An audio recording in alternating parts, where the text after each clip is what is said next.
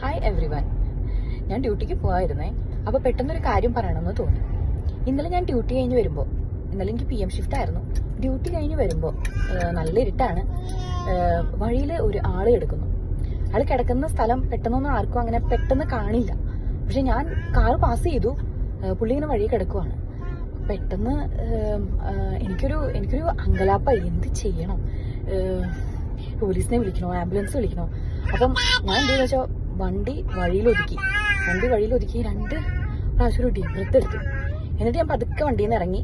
ഞാൻ അയാളുടെ അടുത്തേക്ക് നടന്നു. പതുക്കെ ഒരു സേഫ് ഡിസ്റ്റൻസിൽ നോക്കി കഴിഞ്ഞപ്പം പുള്ളിക്ക് ജീവനുണ്ട്. പുള്ളി തലയൊക്കെ പോക്കുന്നുണ്ട്. അപ്പം ഞാൻ എന്ത് ചെയ്തെന്ന് വെച്ചാൽ തിരിച്ചു വന്ന് 000 അടിച്ച് പോലീസിനെ വിളിച്ചപ്പോൾ അവർ ചോദിച്ചു, എവിടെയാണ് സ്ഥലം, എവിടെയാണ് കിടക്കുന്നത്, റോഡിലാണോ എന്നൊക്കെ ചോദിച്ചു. അപ്പം എന്തായാലും റോഡിലായിരുന്നില്ല, റോഡിന്റെ സൈഡിലായിരുന്നു. അങ്ങനെ പോലീസിലെ അറിയിച്ചു. അപ്പോഴേക്കും പാസ് ചെയ്ത പല കാറുകളും അവിടെ നിർത്തി ആളെ നോക്കുന്നുണ്ട്. നമുക്കറിയില്ലല്ലോ, എന്താ പറയുക, ഹാർട്ട് അറ്റാക്ക് ആയിട്ടാണോ അല്ലെങ്കിൽ വേറെ എന്തെങ്കിലും പ്രശ്നമായിട്ടാണോ കിടക്കുന്നതെന്ന് അറിയില്ല. നമ്മൾ ജീവൻ രക്ഷിക്കുന്ന നഴ്സുമാർ ഇങ്ങനെയൊക്കെ കാണുമ്പോൾ നമുക്കത് വിട്ടിട്ട് പോകാനും പറ്റില്ല. കാരണം വീട്ടിൽ വന്നു കഴിഞ്ഞാലും ഇത് നമ്മളെ ഹോണ്ട് ചെയ്യും. അപ്പം അതുകൊണ്ട് വിളിച്ചു. അപ്പോഴേക്കും ആൾക്കാരൊക്കെ അവിടെ ആരൊക്കെയോ കാറ് നിർത്തി ഇറങ്ങി നിൽക്കുന്നുണ്ട്.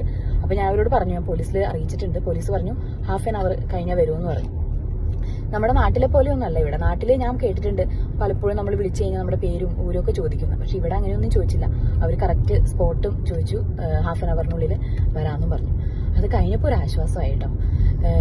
നമ്മൾ എന്താ പറയുക, ഇങ്ങനെയൊക്കെയുള്ള കാര്യങ്ങൾ കാണുമ്പോഴേ, ഇൻസിഡൻസ് ഒക്കെ കാണുമ്പോൾ നമ്മൾ റിപ്പോർട്ട് ചെയ്യാനായിട്ട് പേടിക്കേണ്ട. Australia is really safe.